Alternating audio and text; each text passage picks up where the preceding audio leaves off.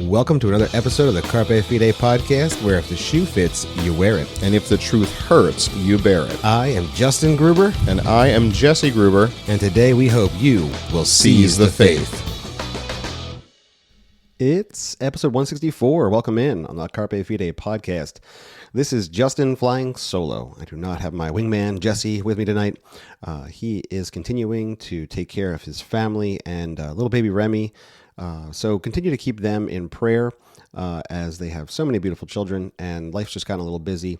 But we still wanted to bring something to you this week. And our title of our episode this week is called Alternative Headlines. Alternative Headlines. That's because tonight we're going to take some of these stories that maybe you've heard of. They've been pushed into the mainstream media. You probably have heard of them. And if you haven't, that's okay too. Other people have. And the important part here is that we take these stories that are being pushed as one thing and put into the right context. We want to bring them into understanding, like maybe you tag the headline a different way and you really see what the story's about. And that way you can have the tools and resources to talk about these things well. At the same time, you can take the Bible and lay them over these stories and really understand how our culture is trying to reframe arguments and discussions in some really grotesque and absolutely disgusting ways. And when we identify those things and when we can see those things, we can better speak to them in our culture, where we work, where we live, when we're going to practices for sports, when we're going to the supermarket and we're interacting with friends. We need to be prepared. The way to be the church is to be the church in life. We're not to be of the world, but that doesn't mean we're not in the world. And so this is just going to help, hopefully, equip us to be able to speak reality as God has given it into our culture, which just wants to hate God and truth and all things. That's going to be our goal tonight. So feel free to message us on Instagram, Facebook, any of the socials, Twitter.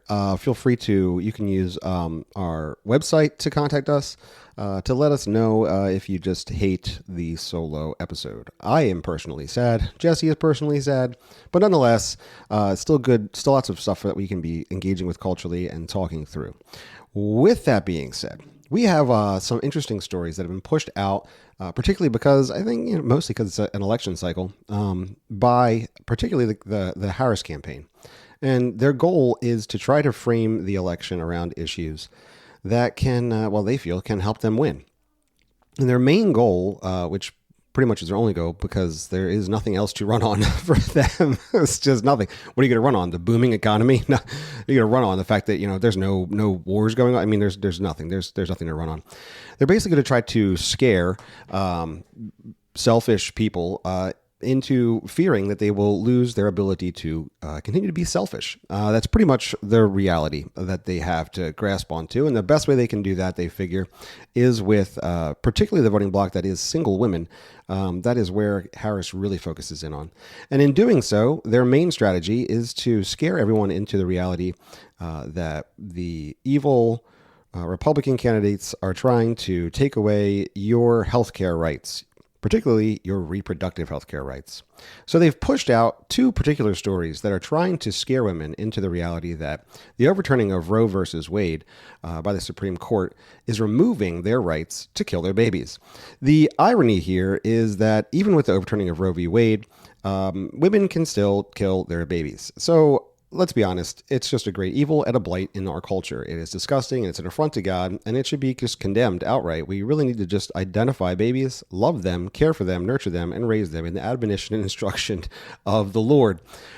But putting all of that aside, the blatant disregard for reality in how they're using these two particular stories to push out into the mainstream media it should really be shocking. It should really cause us to just take half a beat and consider what we're allowing to go into our minds as we're talking about stories that have clear narratives. And instead of letting them just be pushed in spin rooms and having flavor thrown on them, we should actually bring them down to what they actually say. Our first story comes out of Georgia. You'll see lots of headlines over this story if you search the mother's name, but let's see. Let's just find some common ones. Let's go to AP News. Vice President says woman's death after delayed abortion treatments show the danger of abortion bans. Let's see. U.S. woman died after abortion law delayed urgent medical care. There's a whole article on the women killed by the Dobbs decision. I mean, it's really sad that the Supreme Court murdered so many women when they made a decision. That's kind of interesting. What to know about the death of Amber Thurman? Georgia abortion ban laws lead to her death. These are the headlines that you're going to get from mainstream media. When we pull back the layer on the story of Amber Thurman, we discover something that is starkly contrasted to these headlines. Like, what if the alternative headline to this story was government aids in murder of twins, mother dies in the process? Like, that would be a realistic headline that could go with this story. Or mother dies after health care fails to give her the treatment she needed when murdering her twin babies. That's another alternative headline that you could use. Both of those headlines, as we look at this story, you will see are quite literally factual. Let's go into the details. Amber Thurman was 28 years old. She died as a result of not being treated for complications from a medication abortion shortly after the overturning of Roe v. Wade in June of 2022. I'm going to mostly use the Washington Examiner's fact check, because using the stories with those blatant headlines that are trying to let you know that the Dobbs decision is what killed Amber, there's so much spin in them that just pulling out the details is difficult. It's literally hard. Everything is the flavor of the author trying to make you feel that a legal decision has led to this woman's death. I can assure you that is absolutely, factually not the case whatsoever. This woman died, in its most recent order, because she was not given proper medical care. And there is certainly lawsuits pending over that as well. Prior to this, she died because the government did not actually give any clear understanding of what was happening when using the Plan C abortion drugs. Prior to that, our government abandoned morality when thinking we should let babies be murdered inside the womb. So there's a train of events here that led to Amber's death. It's a tragedy that Amber died. It is absolutely a tragedy, but it is far more than a tragedy that just Amber died. So in saying that she died as a result of not being treated for complications from medication abortion, what they mean is that Amber sought to abort her babies. Amber had found out that she was pregnant, right, with twin babies. In finding out that she was pregnant with twin babies, she then decided that she wanted to kill them. She decided she wanted to not be pregnant anymore. But Georgia's law did prohibit her from inducing an abortion after 6 weeks of gestation. So what she did, since she was about 9 weeks pregnant when she found out with her twin babies, was that she went to a clinic in North Carolina. So she left Georgia and went to North Carolina. That takes a bit of effort, I would say. But when you're trying to kill another human being, I would say that it's very minimal effort to go from Georgia to North Carolina. At the clinic in North Carolina, she was given mifepristone, which is the first part of the Plan C medication abortion treatment. They also then give you misoprostol to take the next day. As per protocol, this is to finish the process of killing the babies inside your womb. The story then continues on for Amber. Several days after she was at the North Carolina appointment, she presented at the hospital with bleeding and signs of severe infection. And I'm going to read this just as the article says it. Due to retained pregnancy tissue of what is medically called, quote, retained products of conception, quote. What this is saying, just to be clear, is she presented with bleeding and severe infection because she had parts of her baby still inside of her, and those parts of dying tissue, that this is the key here, the tissue that was alive, the living baby, became dead. Her body didn't expel all of it. And so these dying tissues were causing an infection inside of her body. We're going to get more to the drugs that are involved here in this process later, but you can't miss this. There was a baby. It was alive. It was decided by the mother she no longer wanted that baby. She traveled from Georgia to North Carolina to get pills that would kill her baby inside of her. She then comes back home. She completes the process, but her body retains some of the dying baby's flesh inside of her. And because of that, she gets an infection. This is a tragedy first and foremost because twin babies were murdered before they ever got to breathe air through their nostrils. They were being knit together by God in the womb, and this mother decided they should die. And none of the stories address the reality that two babies were given no options and given no rights and were murdered inside of their mother before they ever had the chance to weigh in on the subject. That's your first tragedy. I'm not going to get to the government and the medication yet because that would be my alternative headline. It's very clear. When she presented at the hospital with bleeding and infection, there was no fetal, and I like the way the article says this just because it's kind of gives away the lead. There was no fetal cardiac activity detected. By the way, the word fetus and fetal, it means offspring, just to be clear. It's not... Not knowing what language is confusing. When we say offspring, we mean the continued line of a person, an individual, the human beings that come from them. It's not a amorphous term that can mean whatever you want.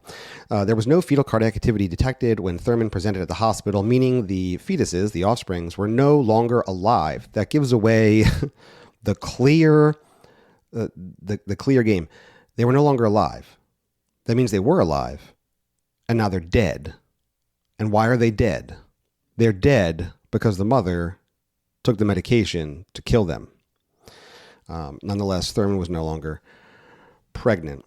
At the hospital, what she should have received, what is known as a dilation and curettage, a D&C. That's not DNC, the Democratic National Committee. That's a D&C. This is where when a baby dies in utero, when a baby is no longer living in a mother, this can just tragically happen of natural causes. The dying baby can't stay inside of the mother, and if the mother body can't pass the baby itself, all the pieces need to be removed because what can happen is infection can happen as the flesh begins to die inside of the mother. The body's trying to fight it, but it overwhelms the system, and then the mother gets an infection. This is a very common procedure to help women not die after the tragedy of losing a baby. And the hospital should have done this. And I fully agree with the article in saying this. Hospitals do this procedure. They do this procedure as a routine procedure. It is something that is, in other words, this is exactly what is supposed to happen when there is a baby that has died inside of a mother's uterus. The baby needs to be removed. That's what I mean by routine. I don't mean that hospitals should just do this all the time. I mean, this is the clear process. That is not what she received. Instead of receiving a DNC and antibiotics to fight the infection and to remove the necrotizing, the dying tissue inside of her, she just was given medication. She returned about 20 hours later. She was in critical condition at this time. The infection had clearly set in. She died then of the infection. Yes, it's clear. Clearly, at this point, medical malpractice. There should have been something done totally differently. Once they knew that they were dying of, once they knew that the infection was caused by the fetal remains, the baby's remains inside of her. That particular part of the story doesn't address the previous parts of the story. But this particular story is being spun to you as this was caused by the abortion ban. You could say that in some ways. As of 2019, we had a couple of things happen really rapidly. There was a generic form of mifepristone approved by the FDA. The FDA also approved nationwide the male use of these Plan C abortion medications across the country for women that are pregnant, that are 10 weeks pregnant or under, meaning that these drugs are able to, or one, a generic drug was passed, making it more clearly less expensive and more widespread, and it's able to be mailed to you across the nation. This means that there is no state truly safe that's trying to protect babies when the government has said federally that they can ship this substance anywhere. And so because of that, that's what this drug certainly is doing. Before you get too far into it, I think we can all agree, just knowing what we know about food and medications nowadays, you don't have to take the federal government's word for anything. Just to be clear, you can. They're certainly they can get things right, but when the FDA tells you should or shouldn't eat something for your diet, that does not mean you should or shouldn't eat something for your diet. The FDA has been for years pushing diets and food pyramids and food schemes upon us, focusing on any given particular thing of our health, while at the same time continuing to push us and call us into diets that contribute to all the things that they're trying to fight. So the FDA, just in general, just as a non-conspiratorial note, just be aware when the FDA says something, it just doesn't mean it's true. Nonetheless, when the big cases that came over 2023, just questioning whether mifepristone was actually approved correctly by the FDA, the reality is it was approved in an accelerated manner. This is nearly 20 years ago. It was approved in an accelerated manner, and it has come under scrutiny as to whether or not they should have even approved it. Here's what I can tell you, and this is only what's reported because you don't get a lot of reporting on abortions, particularly on the side effects and causes from these abortion medications. You have to do really, really, really deep dives into a lot of medical history across the nation to actually find anything out. About 3 to 5% of these medication abortion patients need emergency treatment. That's probably, again, on the low side. We're talking about numbers and statistics coming from sometimes even just the pharmaceutical companies themselves as to the side effects. So let's just say it's 5%. That means 5% of the time you take this, you'll need to get to the emergency room because you have a dying baby inside of your body. It's now dead and rotting, and it's going to kill you. And that's just not a great rate for medication, just in generally speaking. 5% of the time, I mean, when you look at 5% of anything, if we're talking about, I believe the estimates are like 640,000 instances of this being used, and that's just what they know about. 640,000 instances of medication abortions being used. You're talking about what's 5% of that? Like 30,000? I mean, that's real not great. That's real bad. If you really break that down, this drug will lead to something that can kill you. It's not, in fact, it's not even optional. Like, if you don't get this treated, you will die. Your body will go into sepsis, and you will die. This is just the side effect of the rotting flesh inside of your body. The other side effects that can include things like sterilization, continued pregnancy issues in the future. Yeah, they're all there too. This is horribly evil stuff that our government has just said is okay. And why? Why have they said it's okay? Because women need their reproductive rights, which is to say their non-reproductive rights, which is to say their rights to kill their babies whenever they so choose. And it's just it's something that if you don't know the story of Amber Thurman, you're going to not know when someone says, oh, these abortion ban laws, they've led to this woman's death. No, they didn't. The hospital made a mistake, and that led to this woman's death. And the government made evil mistakes, and that led to this woman's death. And this woman made a horrible choice and tragically murdered her twin babies. And that led to this woman's death, which is a clear tragedy. All of these things can be true. And if you don't know them, you can't speak to them. So when someone says, "Oh, did you see that woman that died in Georgia because of the abortion ban?" You can look at them and say, "Oh, you mean that woman that died in Georgia because the government approved medication and helped her kill her twins?" See, that's a totally different headline. That totally changes the conversation we're having. If you know someone that is even contemplating abortion, you should be able to look at them in the face and say, 1, that is a baby inside of you. 2, the methods you can use to kill that baby are going to hurt you. They're going to hurt you physically and spiritually. Even if you want to hate God and you want to love yourself, understand that you will be doing harm to yourself that is not possibly able to be repaired if you proceed in this manner. You need to be able to know these things so you can say them because they're important. and we're just fluffing over them because we want people to be able to do whatever they want to do. It's some of the worst, just despicable aspects of humanity, where we just decide, I'm going to do whatever's good for me and I don't care about anything else. It's a huge tragedy. Amber Thurman's death is a tragedy. The death of her twin babies is a tragedy. The fact that our government would push these things out and make them easily accessible for anyone is a great tragedy. The fact that we live in a culture of death. We don't live in a culture of life from conception to the grave. We live in a culture of death from conception to the grave is a tragedy. And it's a literally bending inward of the gift that God has given of life and turning it into death. And we shouldn't be surprised. That is exactly what sin does in our world. That's just one story. I wanted to give you another story that's kind of recently crept up.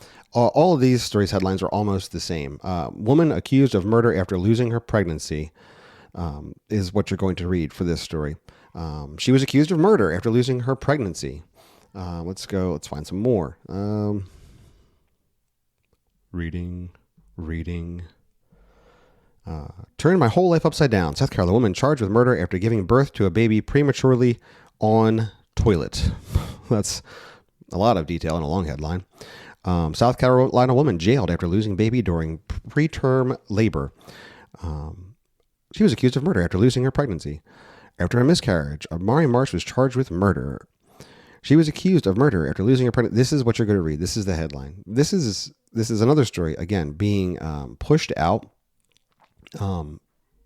specifically being pushed out for the purpose of scaring people into thinking they will lose their reproductive health rights because of Roe v. Wade being overturned and the continued pressure of Republican politicians. And I'm using the Republican Democrat talking line points here. This is not the Christian worldview. This is just the political struggle that's going on and why these stories are being thrust into the spotlight. I'm going to be using a more local newspaper for this. This comes from the Atlanta Black Star. I liked it better because they actually, it's still spinning the story. It's still spinning the story, but at least it gave us some more personal details. And the links will be in the show notes. I'm going to make it nice and easy for Jesse. He can copy and paste and put this in so that you can have the links for these stories. So this story comes from the Atlanta Black Star. You can find this story all over the place. CNN, New York Times. This has been picked up by everybody. But Amari Marsh was a junior in college at South Carolina State. She is currently now 23, but she was arrested and I believe held in jail for 13 months. During which the process was going about for a grand jury to decide whether she would move to trial, and she was charged with negligence and child endangerment that contributed to her child's death. Now, all of that sounds really, really reasonable. If someone was criminally negligent, experienced neglecting their child that led to their child's death, I think every human being agrees that if someone does that, it's a detestable evil. And most certainly they should be investigated for doing so. We do the same for dogs and cats. When people neglect their pets, we want them investigated. We're talking about the murder of a child here. I think we agree that when someone is involved with the murder of a child, they should clearly be investigated. Nonetheless, we'll get deeper into some of the details of the story. She visited, so it's hard to really run down the details of the story because it's very, very convoluted. She, after finishing her junior year at South Carolina U, she found out that she was being prosecuted. She found out she was being arrested, and that her case was going to go before a grand jury. What they want to do is lay this at the feet of the Dobbs decision, and blame the Dobbs decision, the Supreme Court overturning the federal government's protection of abortion, because it shows that healthcare workers are afraid to intervene and interject, and people that are carrying pregnancies are going to be under scrutiny to be prosecuted if they have an issue in pregnancy. And so that's supposed to make us fear and think, oh no, if a woman has a miscarriage, she could be charged with murder. A miscarriage is a tragedy, and anyone who has been seeking a beautiful baby in their lives and has experienced a miscarriage knows how tragic and sad and devastating it is. And there is no one in the country that wants to prosecute a woman facing the tragedy of a miscarriage. And what you'll see from the story is that's not what this story is about. The alternative title to this story could be Woman has early... No, that's not right. I had this all in my mind, and then I didn't type it out. Woman gives birth early, leaves child in toilet to drown, not prosecuted for her crime. You could literally sum it up that way. That's how you could sum this one up. Amari Marsh, was living off campus with her boyfriend. Doesn't actually say, I've got none of the articles to tell me whether or not he was the father of her daughter that was killed. Living off campus with her boyfriend, took a pregnancy test that said she was pregnant, which she ignored for months, approximately 2 months, as she was in she was at the end to the third and second, so at the end of the second into the third trimester for this baby, thinking that it was just a false positive. Now we're to assume that she didn't continue on with this at all or think anything of it. She felt she was still getting her period, although at this point it may be unlikely that she was getting full period. I'm not going to get into the details of it. There's a lot of details that we do not need to get into on this.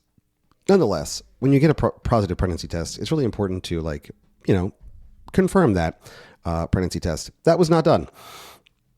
We carry on to the point where there is some cramping, which she goes to the hospital for, which they inform her that there is a fetal heartbeat and that she is pregnant with child. She goes home, back to her apartment, and then calls the ambulance later for an even increased level of pain. At this point, she then leaves the hospital again to go home, and we're to assume that in the middle of the night, she thought she was having gas pains again. I don't know if anyone's ever experienced childbirth. I've gotten to see my wife give birth to 3 beautiful humans, and all the time, the pain associated with childbirth, the cramping, the level of intensity is nothing like the pain that my wife has experienced throughout her life in other times, at any time. So it's just completely different. Hard to think that at no point did my wife think, oh man, I probably ate some bad sushi and that's why I'm having pain right now. When she was pregnant, it was always like, oh my gosh, if this baby doesn't stop kicking me or pushing on my everythings, I'm going to... So there's definitely a different pain, but nonetheless, we're going to give Amari a pass. She's not had a baby. She doesn't know what it is. She then goes to the bathroom, at which point we have all this is under her own words. The baby is born into the toilet, and the boyfriend calls 911, and on the phone with the 911 operator, the EMS services, she is told repeatedly to remove the baby from the toilet, and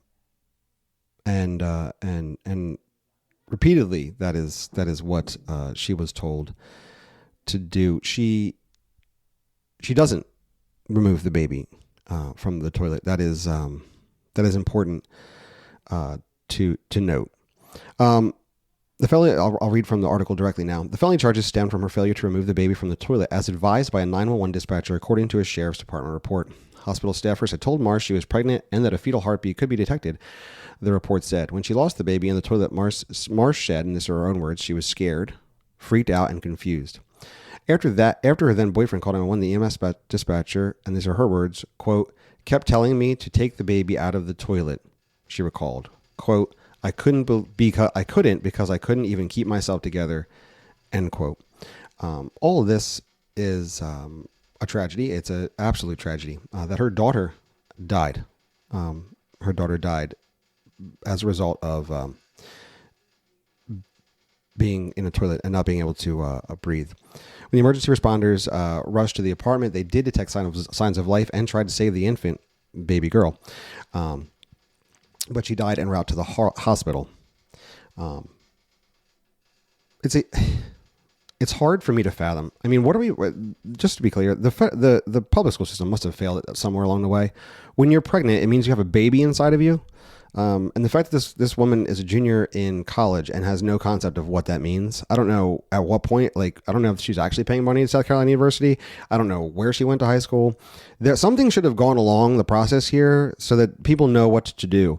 Maybe we should stop teaching kids how to put condoms on bananas and teach them what actually happens inside of biology. I don't know. It seems like we could really use that money that we're pouring into our education system that is failing, to be clear, and just put it somewhere else. Just I don't know, anywhere else, in the ground, because it is a giant waste. How does a junior in college not have a concept of what biology is going on when you take a pregnancy test that says you have a baby inside of you? What happens? What causes a person who has a baby inside of them to be told at a hospital that they have a baby inside of them, who's experiencing the pain associated with some sort of complication to having that baby inside of them, to go home twice from the hospital? Something is happening in our culture that we can't identify these simple biological codes indicating that you need care. Nonetheless, when the baby is born in the toilet where there is water, the baby needs to be removed. And when being told to remove the baby, you do not. And the baby is still somehow alive by the time the EMS arrives at your off-campus apartment and then dies. This is the other real kicker. I'll read from the article. The warrant for arrest on June 2nd, 23 alleged that not moving the infant from the toilet was, quote, a proximate cause of her daughter's death. I mean, that seems relatively straightforward. I would certainly think that, the potential to drown is a proximate cause of death. The warrant also listed that the daughter had respiratory complications. So she had respiratory complications and was in a toilet. I think that's just a really bad combo. But now, why did this infant have respiratory conditions, you might ask? That's due to a premature delivery stemming from a maternal chlamydia infection as a cause of death. Marsh said she didn't know about the infection until after the miscarriage. There is a failure of personal responsibility on so many levels in this story. But the failure does not result from the Dobbs decision. At no point is this an issue because of Dobbs. All we know is that Marsh did indeed make an appointment to take the Plan C medication, which she said she never kept and did not take the Plan C abortion medications.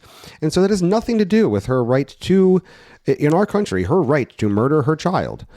However, when the baby comes out of you and is living and then it drowns, you had a responsibility. Now, maybe you could say, I thought the baby was fine in the water, except that the person, the emergency medical service person on the other line of the phone is saying, get the baby out of the toilet. The baby is alive. Get the baby out of the toilet. The baby can't be in the toilet. Why can't the baby be in the toilet? I don't know.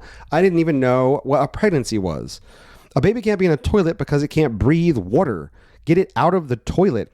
I don't know what we're talking about here. Nonetheless, she was arrested. They took their good sweet time. They took a long time, months, to see if this was actually something that they would even move forward with. And when it became clear that she knew she should have pulled the baby out of the toilet, and she did not pull the baby out of the toilet, and that was certainly a proximate cause to her death, they had to move forward with it. They arrested her. She did spend 13 months in detention they awaited trial dates and court appointments, which, by the way, when you're talking about murder, take a long time. And eventually it worked its way all the way through the grand jury process. The grand jury decided that there was no case to pursue. And so the AG did not pursue the case, and she was then released.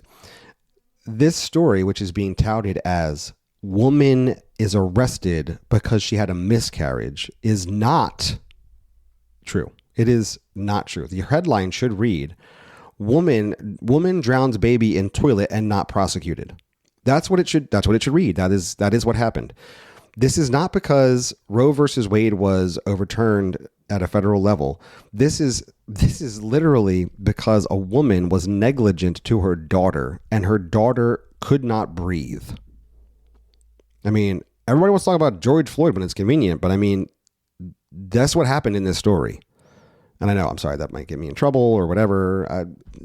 I don't care. It's not my concern. The dead baby is. The fact that they want to take this story and spin it as this is what's going to happen with pregnant mothers if you don't elect me. What are you talking about? This woman should have pulled her baby out of the toilet so that their daughter could have lived and had a chance at life. That's not what happened. Instead, she left her daughter in the toilet. The EMS had to pull the daughter out of the toilet and try to save the daughter. This is a disgusting, evil tragedy. And Amiri Marsh is very clear. She says that she had never been in trouble. She never got arrested. She's never even gotten pulled over. And I'm like, yeah, sure. And David Berkowitz, the son of Sam, was a great postal worker too.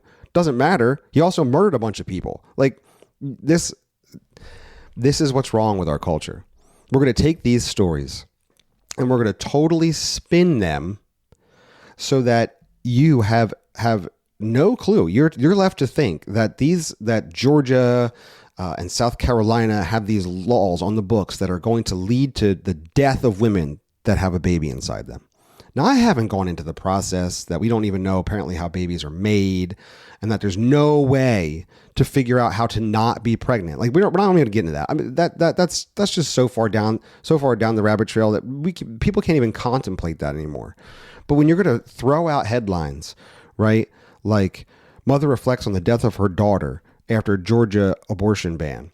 We're going to throw out that U.S. woman died after abortion ban delayed her medical care. No, Amber Thurman died because after murdering her twin babies in the womb with a drug the government prescribed that has a 5% ratio of you needing to be at the emergency room or you will die, she didn't receive proper medical care. After all that evil happened, she didn't receive proper medical care. That's what that story's about. And if you don't know, you're just going to think, oh my gosh, these abortion laws that are stopping women from killing babies. That, don't get me wrong, women can still kill their babies, just not after certain ages. Like you can kill certain babies up to certain ages. And then after that, you can't kill them. Once they reach that age, you can't kill them anymore. So they're all evil. There's evil all the time there, right? Like we can agree. But these laws that are saying after this age, you can't kill your baby anymore are leading to women's deaths. That is not what happened. And if you don't know, you hear the headline and you're shocked and you don't even know how to react. And that's what they want. They want you to not know how to react, because if you don't know how to react, then they can gain the foot up and the moral high ground of murdering children, which there is no moral high ground. Right? There's no more. We go to Amari Marsh's story, and she was accused of murder after losing her pregnancy over and over and over again. That's the headline. Woman accused of murder after losing her pregnancy. After a miscarriage, woman accused of murder. This is not the headline. This is woman neglects baby that she miscarried in the toilet, leaves it to die and drowned. News at 11. That's the story. It's not because of the reality that the nation, the federal government, cannot protect your abortion rights. That's not the story. That's not what caused the death of this baby. That's not why it led to her being arrested and detained for neglect. It's because the child was born in the toilet and alive, and there's recording of it, and she was told to pull it out of the toilet, and she didn't. This is all betraying the level of evil in our society around how children are to be cared for and what life truly is. So alternative headlines really help us to understand these stories. And alternative headlines help us to understand and identify that we need to know what these stories are. We need to see this level of evil and be able to address it when we see it. These babies, the twin babies, that were killed by medication that is a grotesque evil and blight upon our society. The baby that was left to drown and there are no consequences for it. These are deeply immoral tragedies that we must acknowledge. In one case, it led to the tragedy of the mother also dying, and now her other child, which I believe was a son, has no mother. And do we know why? Because she decided to kill her twins, because the government told her that this is how she could do it, and the government has no morality to it. So it can't even identify that it's immoral to kill the babies, let alone that the drug that it pushed has so many side effects that kill women and destroy their ability to properly carry a baby, even if they would want to have one after they use it, because our culture is a culture of self-centered pride and death. That's the train of thought. That's what people need to understand. And that's why it's important to read these stories, understand and digest them so that we can speak into them, because people are hearing these stories. These clips, these headlines, these attention-grabbing headlines, they are on the internet, in social media, being used to frame how the culture learns and understands. Look, church, we have no law that can inform them of the reality of life inside of them. That part now falls to the church to actually grow a spine and a backbone to let people know what life is and why, as image bearers of God, there is immutable worth in human life that God has given. It comes from God. That doesn't exist anywhere else except for inside of the church that can identify it through what God has said in his word. The law doesn't have anything like that right now. Now, the law says, the law's instruction is to our culture is kill your baby when it is not convenient. That is an immoral evil. And so the church has to step up and speak up. And if we don't see these stories that they're just cranking out, and we get blindsided by the headline and how horrible it sounds, then we can't accurately speak in the truth. Now you know, when you see a headline, always think, I wonder what the alternate headline is. Maybe there's something more I need to know. Maybe this isn't actually what this story is about. And then you'll have a better understanding on how you can speak truth and life into the context of those stories. And that is our episode today. Again, reach out, let us know how you like the solo episode. Hopefully you were engaged enough and could be encouraged and strengthened in how you're viewing and seeing the world through the biblical lens of God's word. And we can live and do what he calls us to do. And flying solo today, I would encourage you, dear listener, to seize the faith.